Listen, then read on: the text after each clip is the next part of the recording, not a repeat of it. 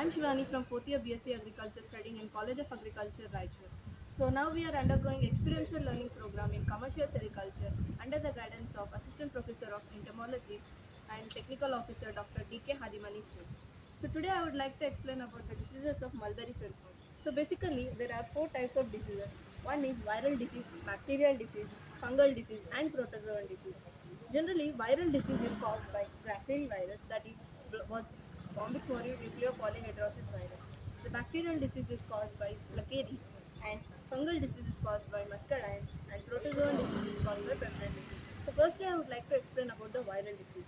This viral disease is caused mainly due to Bombyx mori nucleopolyhedrosis virus. It is very infectious disease because the virus will rapidly multiplicate in the living system of the silkworm larvae. It mainly occurs during the summer season. Especially it occurs during the summer season. Like it is more infectious during the summer season, but it occurs in almost all the three seasons. The symptoms of this disease includes the swelling of the intersegmental grooves of the larvae, and later the integument becomes fragile, and later the larva will get ruptured, and the larva will become dead. So later we move on to the bacterial diseases that is caused by Flacari.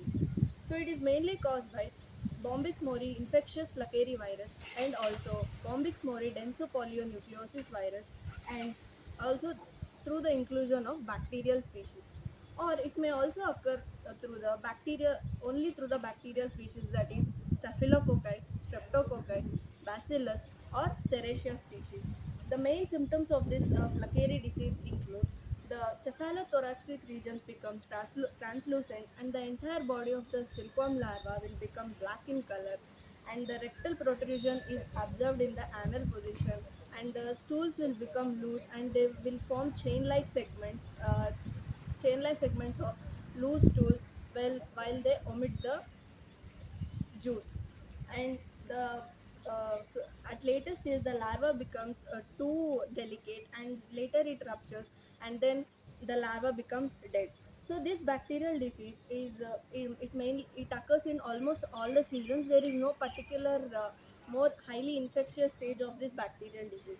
So later when we come on to the fungal disease, this fungal disease is known as muscardine, also known as muscardine, due to it because it occurs mainly due to the two types of fungus, that is white muscardine fungus and also green muscardine fungus.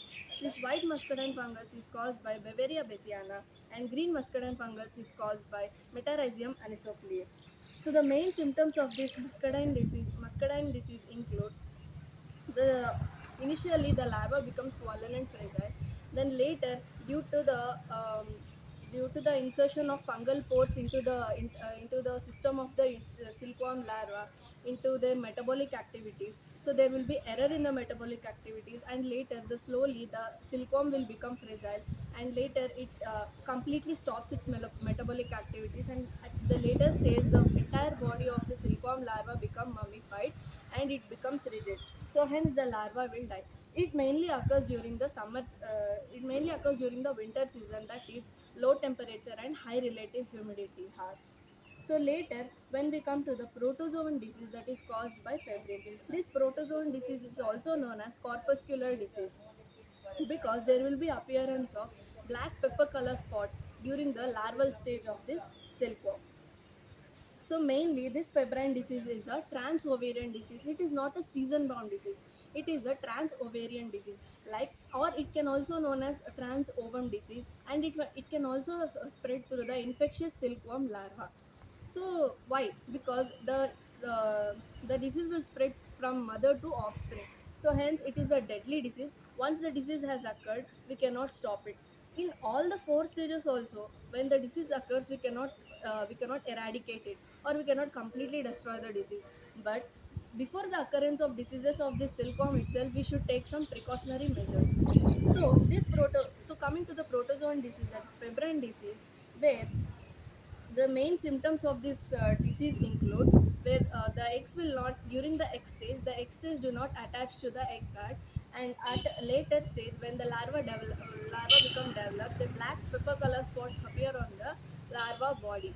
And later when the adult moth is formed, on the adult moth there we can observe the deformed wings and also the distorted antennae. So this is about the pebrine disease. So wholesome, this is about the diseases of mulberry silkworm. During all these diseases, we cannot, after the occurrence, we cannot completely eradicate. We should just think that the silkworm larvae are dead. In these three diseases, we can take some eradicative management practices after the initial occurrence. But in the pebrine disease, since it is a transovarial disease, once the disease have occurred, we cannot eradicate it.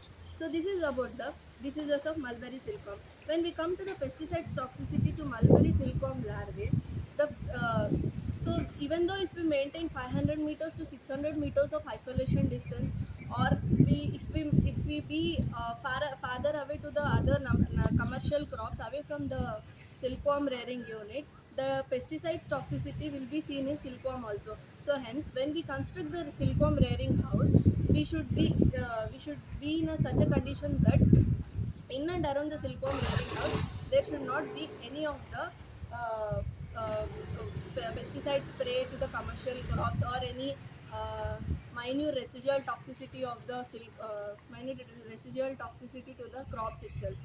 So hence, the silkworm larvae, through this we can observe that the silkworm larvae are too sensitive to the pesticides. So mainly among the chemicals, diphenturon is highly toxic to the silkworm larvae. About 80% of the 80% of the silkworm larvae are dead when the diphenturon is applied in and around the silkworm rearing unit. So hence there is a management practice, like we can apply dinutoferon at the rate of 0.29 ml per liter, and this is the only management practice, and there are some of the other biological management practices.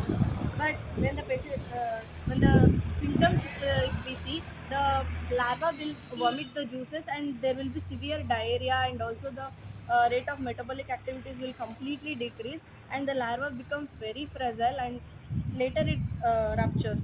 And in the second case, if you see, the larva color will change. The pupa will not emerge. The adult moth will not emerge from the pupa, and also the color of the silkworm larva completely changes. So hence, I would like to end this topic. Thank you.